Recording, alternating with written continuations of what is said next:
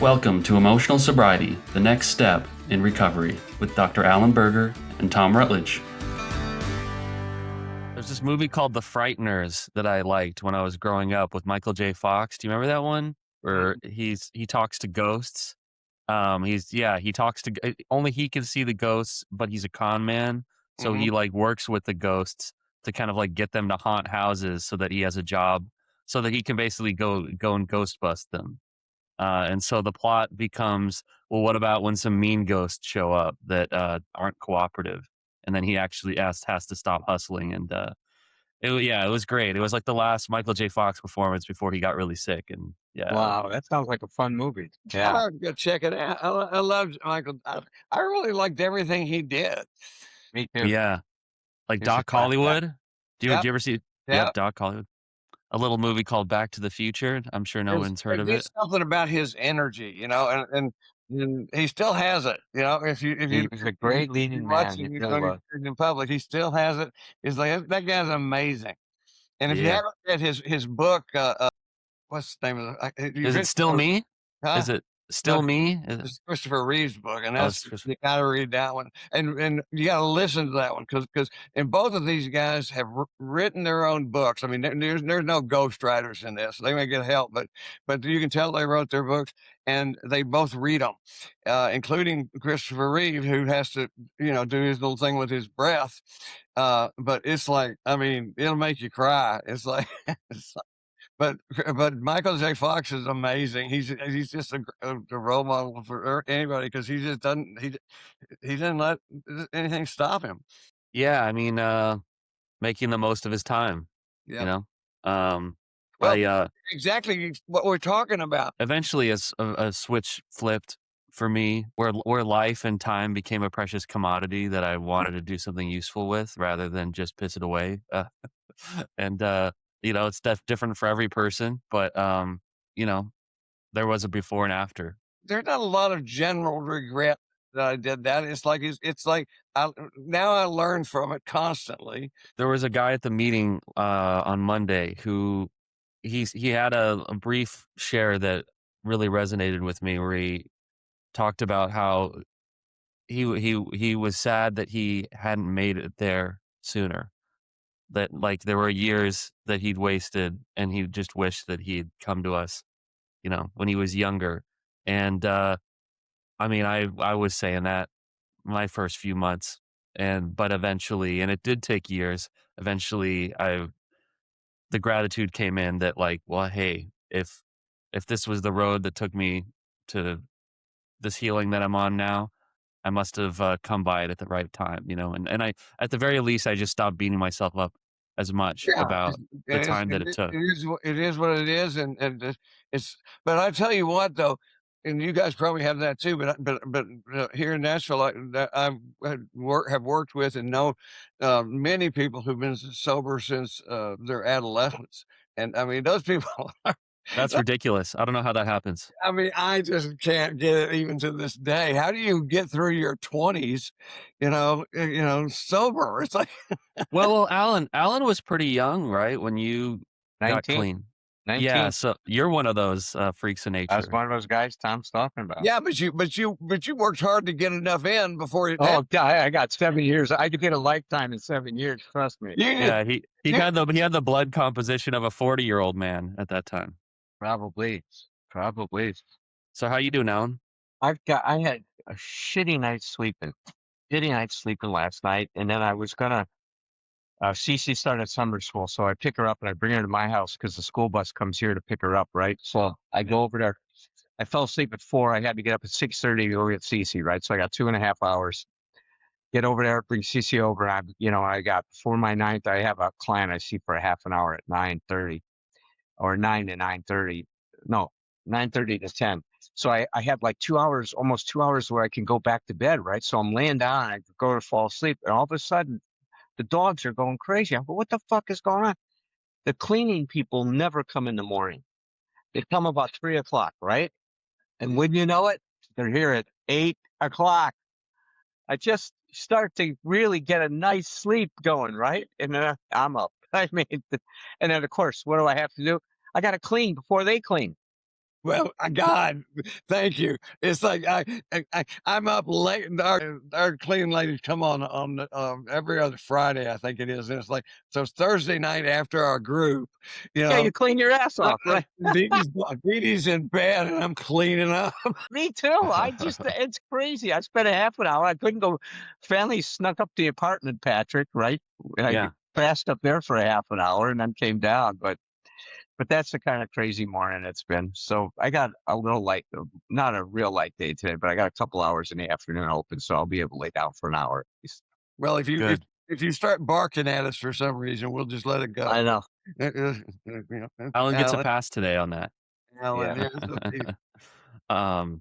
Well, at a certain point, sometimes when something like that happens to me, I just make myself laugh at it because of the absurdity. That's And all I could do. Oh, That's all I could do today. yeah, I just wrote it. I tried to roll it the best I his could. So punchline is the cleaning people never come in the morning, which of course is a sentence that means the cleaning people came in. people came in the morning. all right. July 1st. Cautious, careful people, always casting about to preserve their reputation and social standing, can never bring about reform. Susan B. Anthony, 1820 to 1906. Anthony was a suffragette, and her likeness has been burned in effigy by angry, resistant mobs. Society owes suffragettes a debt of gratitude for shattering the status quo and advancing civilization. We hear all you have to do to get criticized in the fellowship is to do something, anything. By the second edition of the Big Book in 1955, Bill Wilson delighted in the fact that in regions of the globe dominated by various faiths, Judaism, Hinduism, Buddhism, AA's doctrine was being adapted to local worldviews. Like today's author, the change championed by General Service Office of the day met with resistance from members who thought that unchecked adaptation was reckless. 23 million addicts are in recovery in the USA alone. The text, Alcoholics Anonymous, was available in over 40 languages by the 2010 World Conference of Alcoholics Anonymous. The American Medical Association was presented with the 30 millionth copy of the Big Book to commemorate. As AA General Service Board Chair Ward Ewing put it, the AMAs helped AA erase stereotypes and spread the message of sobriety. 12 and 12 culture has had success in adapting to the needs of many addicts and new fellowships, and through ever-changing times. Growth will always be celebrated in hindsight, while resisted during implementation. It seems to be the human way. Critics wonder if more couldn't be done to reach out to those who don't know us and to accommodate minorities who don't all feel comfortable once they are inside our rooms. We must always strive to be better. Each of us will confront apathy, corruption, discrimination, and abuse inside and outside of 12 and 12 fellowships. Will we ignore the need to adapt for fear of what change will bring? Will we be concerned about reputation and popularity or the needs of others? Do I stand up for what I believe in, or do I stand where I gain the most attention and approval? Something, let me just say something you and Joe have in common, Alan, that I love is that you are both, among other things, historians. I mean, I always, when I'm hearing either one of you talk, I learn more about the history of AA or whatever we're talking about. But in this case, I mean, because that just and it always brings me back to how many people I can no longer count who have told me through the years, AA doesn't work. It's like, how many millions of people?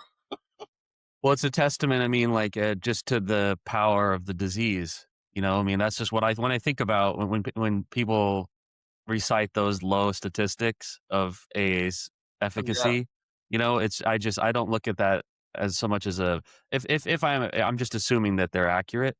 That's just a testament to, how strong the pull of addiction is rather than. Well, I never thought about that before just now, but it also, it's also a and I'm not talking about diagnosable personality disorder, but it certainly is a reflection of the narcissism involved. Because when we say AA doesn't work, what we're meaning is either I didn't work, and they don't say that, but it didn't work for me, or I don't think it will work for me. And because most of the people who say AA doesn't work have never been to an AA meeting.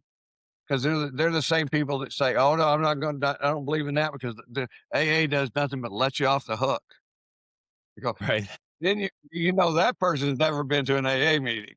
I've seen people receive much compassion in meetings, but I've never seen anybody let somebody else off the hook. I Sure. felt I felt very self-conscious the other day. I cried at the meeting, and I don't like being vulnerable like that in front of people. That was, um, apropos of nothing. Yeah, I was, but the fellowship, I got some texts from people afterwards, and they were checking in on me. No, But Cry about just in the what we're spirit talking. of the fact that we're just in one, the three of us are just in one long ass conversation divided into these little segments is like, what just occurred to me is when you said that, I thought, I wonder, wait, why is crying immediately considered vulnerable? I never thought about that until just now. I'm going like, because if I saw, I understand that, and I understand how we think about that, and I might even be somebody if you showed emotion like that, they would say, I really respect you being vulnerable. But it's like, it's really just being human. yeah. Yeah, no, I somehow I got the message, and I don't know how I got it early on, and I know it's Oh, just, well, most of us got that message. yeah, that it's not okay to do that.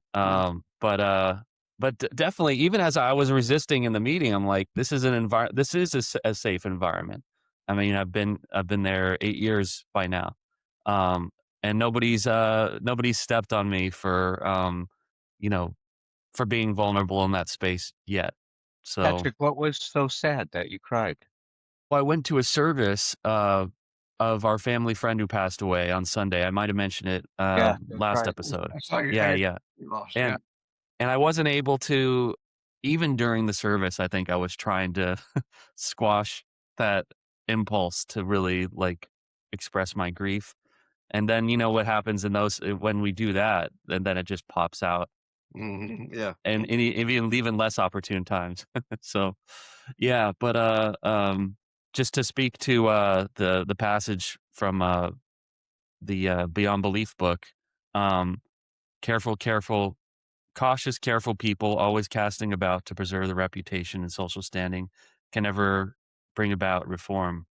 Um, yeah, I mean, you have to lead with, your values and your beliefs, and that's a rare thing. I mean, people Well, that's it's he's talking about society, but I think it parallels in terms of our personal life, right? If I am, like what he was reading is this is a person, and I've been there, you've been there, I'm sure Tom's been there, is that when you identify with your false self, then it becomes very important to maintain a certain image. And that's what Tom was saying a minute ago. If you identify with, no, I'm a human being, I'm not this false self, I'm not this self I think I should be. I am much more than that. And I'm a human being. And crying isn't vulnerable, it's an expression of your humanity. It's just an expression of the experience you're having around grief and loss and seeing someone that meant a lot to you growing up is gone. And that's, a very appropriate response. The false self's response to life, to events in life, is typically inappropriate. We either overreact or underreact to things. And that's a the big, false self. yeah, the false self, right? If I identify with my idealized self, then I'm always thinking, how should I be behaving? I'm trying to play a role instead of being a person. Right. See, Yeah. and that's It's no all problem, defense. It's right? all And armor. Yeah. yeah, it's a stereotype. I try to live up to a stereotype. And my God, I can see that I was very concerned about that. If I would act in a way that was other than manly, let's say, I would be ashamed of who I was. If I cried, real men don't cry. Mhm. That would be one of those things. Yeah. And when you're in the Marine Corps, that ethos in there, forget it, man. You don't cry, man. You bleed. I mean, you don't say anything about your bleeding. I mean, What just occurred to me, Tom? I think you killed your false self, and he's buried somewhere. I haven't seen any emergence of like fake. I mean, you seem 1-to-1, just always. Like very Now I'm spontaneous. feeling See, that's guilty. the You thing. accused me of homicide. It's yeah, like, it's, But but see, that's true, Tom, because one thing that describes you is you're just an incredibly spontaneous person. You're very spontaneous all the time, whether it's appropriate or not. You're spontaneous, and it's always appropriate. I mean, Well, because I it's tell you. you what, I mean, I think we've talked about this before, but it is. I'm much more inappropriate inside my head than I Than you are am out here. externally, yeah, than overtly. Like you got the Oh you got God, you thank got the God we don't see gatekeeper that. Huh? that's standing at the door right there. I can only Oh my imagine. God. It's like my compulsion that every time somebody talks, or they talk about a death, and they use the phrase, under all circumstances, they say, we lost, we lost our grandfather. It's everything I can do to hold back the guy who wants to go, did you look everywhere? I mean, I'm not kidding. Right in the middle of a session, I'm just sitting there going, don't say that. It's like, Don't. Did you look? Oh my God. The straight jacket just pulling Yeah. against the other. I know, that's right. Yeah. it's about knowing your value system, knowing what matters to you, and then living as congruently with it as you possibly can as a human being. But a lot of people, I'm amazed that a lot of people have been amazed that don't even really know what their values. I mean, they I understand. would say most people don't know. Yeah, they don't know yet. Understand the values we share in common. Don't kill anybody for no good reason. That kind of stuff. Try, stop at red lights. But what do we value throughout our developmental life? It differs. I was talking to somebody about it yesterday. It differs at different times. I mean, what mattered to me most. I mean, hopefully the deeper things mattered to me most. But when I was a young person putting together my business and coming up, it's like, that's where my energy was, and that's where a lot of my self-esteem was. It was, how was I handling myself, and that was I creating things. It's like, and when I was talking to another old guy in a session, and we were going like, it's amazing how that stuff didn't just change drastically at one time, but it's just, you look around now, it's different. It's like, no, what do you value today? I love, I like having this conversation, and it's not like, oh, we did a podcast today. It's like, that's nice. But I'm going, what I look forward to when we get together is our conversation. Yeah. Well, So, yeah. Patrick, I was going back to what we were talking about, reading Joe's thing. See, I had this awareness that when I was dedicating my life to actualizing this concept of who I should be, I was actually dependent on that concept to be okay. Yes. You see, that's where the emotional sobriety is not just our dependence on people, right? Or places. It's also dependent on a certain kind of internal constructs that I create, thinking that I need these constructs and to live up to these constructs to be okay. So it's still back to the I'm okay if I live up to the should demands of my false self. And then that becomes an impossible thing because they're impossible standards. They're based on perfectionism. They're unreasonable. And then I measure my self-worth based on this incredible standards that I can never live up to. Bill called it an impossible way of life. Their standards, Then they keep moving. It's it like, does. It does. They keep reach moving. And then when I don't live up to it, I'm ashamed of myself. I don't want anybody to see that. So my self-esteem, because it keeps moving, keeps detained. There's no ability to build self-esteem with that model. If anything, it's kind of like, don't lose much of it, right? Try to maintain as much as you can, which it's like holding sand in your hand. I mean, how do you do that?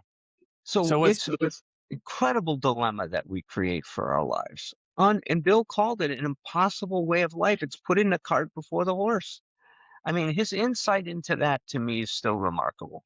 Do you still have a natural tendency to build the construct? And so does the daily work become deconstructing that as you're unconsciously not building as much it? as I did before. I think I have actually, as he said, in his letter, I've surrendered some of those hobbling expectations. Thank God. Do some still show up? Of course they do. Of course they do. But they're a lot less than they used to be. I mean, a lot less. So I don't experience that as much. It's more, it's kind of like um being able to flow with my experience more is really now my focus on things, is allowing, like what I see Tom doing. He's, now we know how much he censors in terms of his thoughts. So he's very actively about, I can't believe you still have hair on the top of your head with all the activity that goes on in that mind. But tell me if this is right, Alan, because when you said that, I thought, yeah, first of all, I don't trust me or I don't trust anybody if they say, "Oh no, that never happens anymore." I go like, okay, well, we can rule this guy out as credible.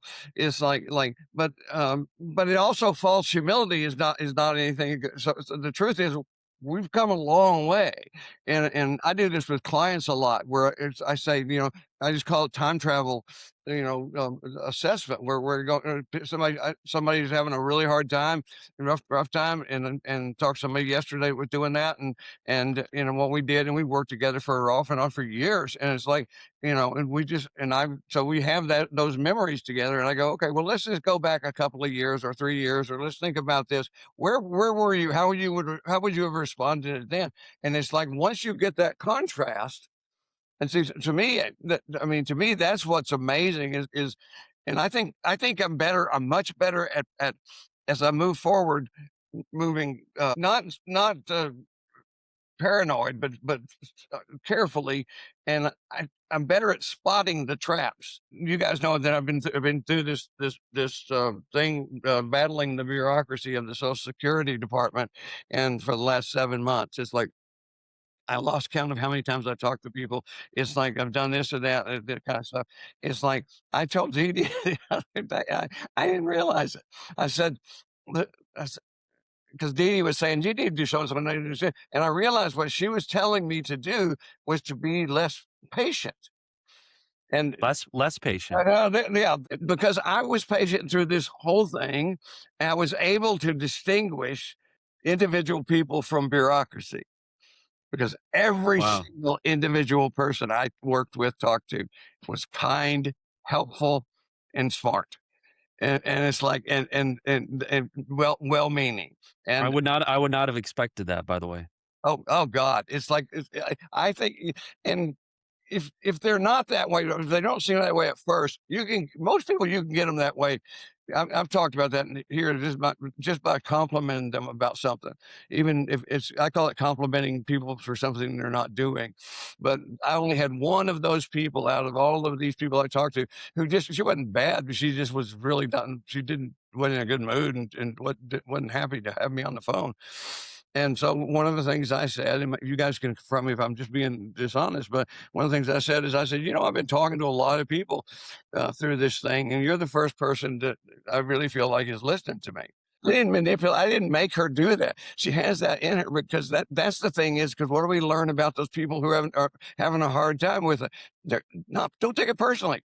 She's not grumpy because of me, you know. So what can I do? I'll help her feel better if I can.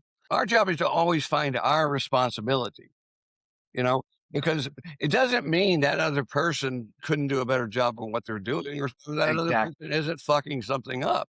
It just means that's not my business. It's like my job is I think even the word manipulation gets a bad rap. You were manipulative, but not in a way of impinging on the right of someone else. See, that's what we're all manipulative. It depends on, are you using it? Yeah.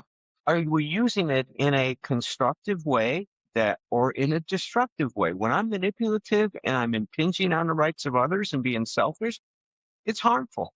But what you did is you brought the best out of her. That was not a negative thing. Yes, it was manipulative. You did a great psychological mind trick. Yeah, he did a psychological. Well, beautiful. You brought out what you're saying is we manipulate for a living. Yes, that's right. Listen, we do, and that's okay. See, manipulation gets a bad rap. It's not absolutely bad. It's not good or bad. It depends on the context. Yes. Thank you. That's Well, ve this is actually a perfect segue to our wrap up, which is your nutshell, Tom, which has to do with positive opportunism. Look for the benefit in all situations. Practice positive opportunism. And can we do a crash course for how positive opportunism intersects with emotional sobriety?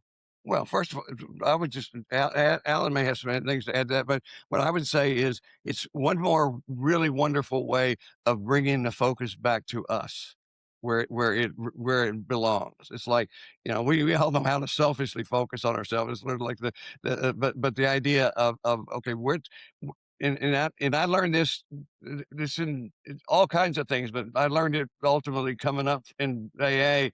From AA, it's just my side of the street. Operate from my side of the street. It's like it doesn't matter, because when you're that far away across the street, I can see really clearly where you guys are, and I probably could see accurately some things that you can't see. But that doesn't mean it's my business.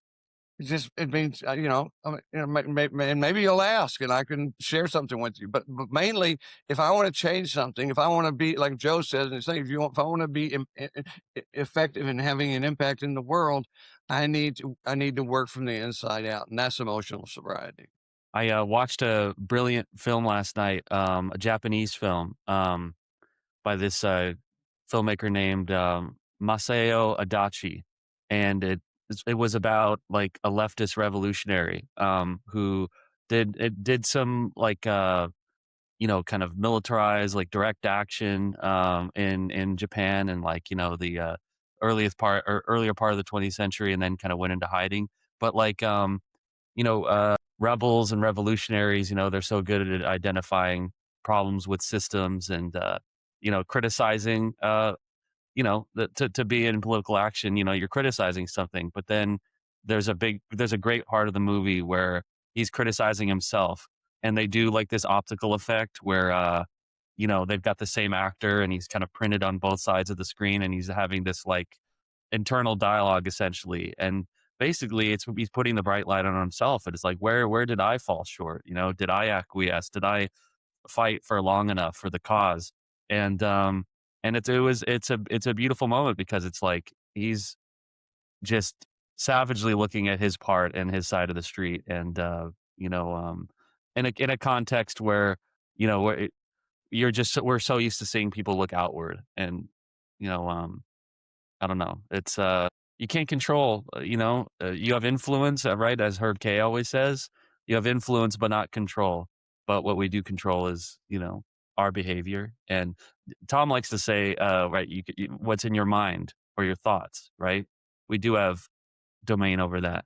Well, say that again. I lost you on that one. Your thoughts, we control you say the only thing we Yeah, control is our mind. control. We control our thoughts, and not all of our thoughts, because I mean that we could do a whole podcast on that, on how we deal with automatic thoughts, because our we most of the thoughts that come through our head in the day are not coming from some kind of cognitive process we're in. They just come in, they're reflexes.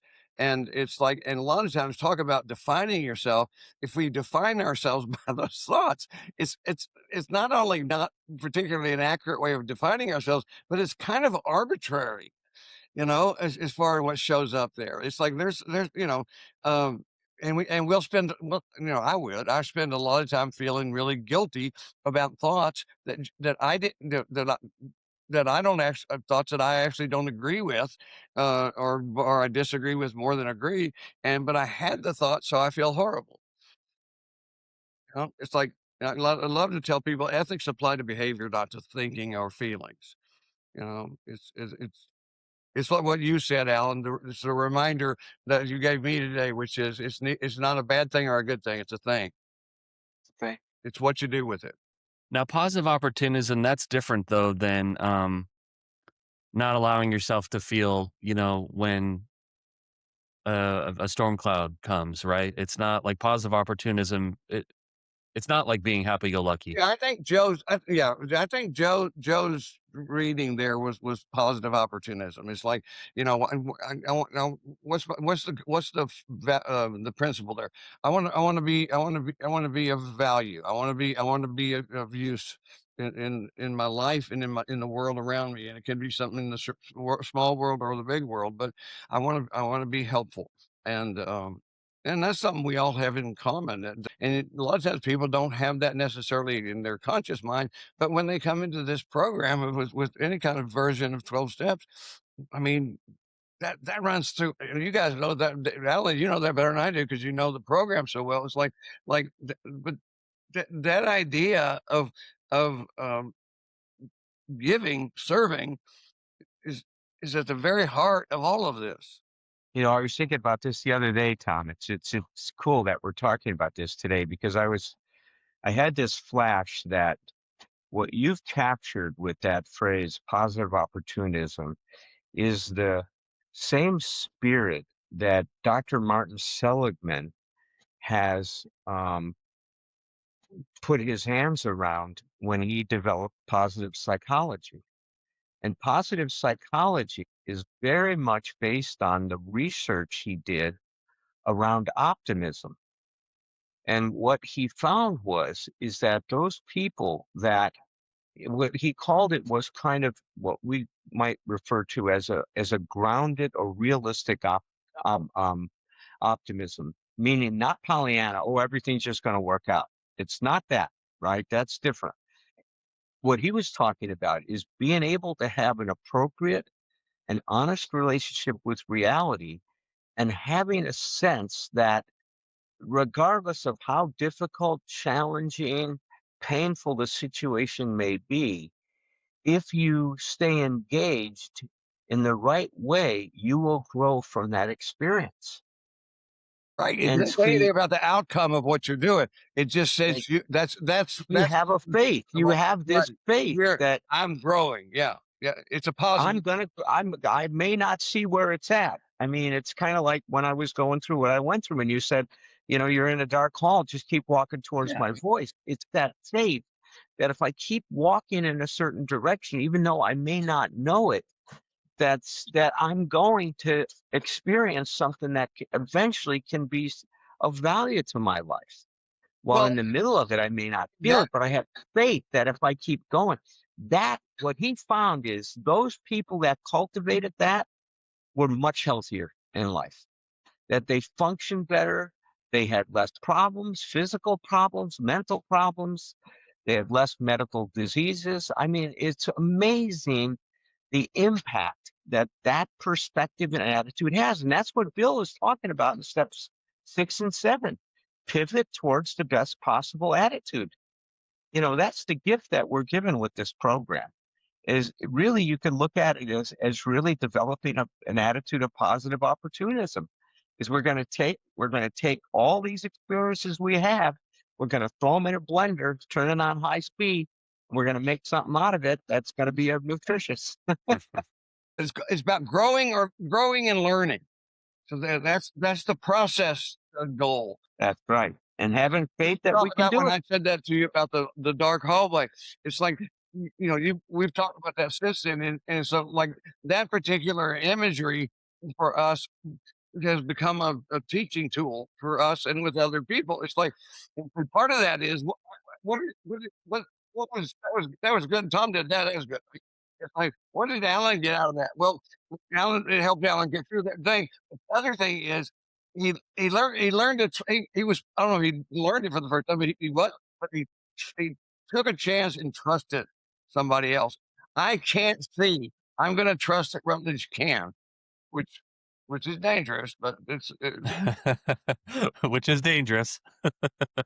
Well, it's been a good show, you guys. Right. Yeah. Real good. Love you guys very much. I love these conversations. I always love these conversations. And so Alan is going to be doing a bit of traveling. Next week I'll be on an airplane to Chicago. I'm heading to the International Doctors in AA.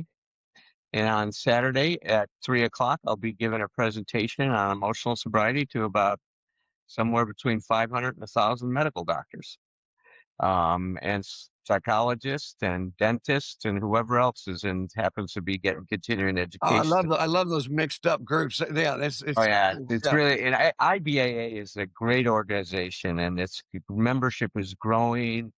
They do a phenomenal work with doctors that are struggling because so many doctors have so much shame about what's going on, and they have trouble. Eventually they don't, but they have trouble going to regular meetings and talking about, hey, I had to drink a pint of whiskey before I could go calm my hands down so I could go do surgery.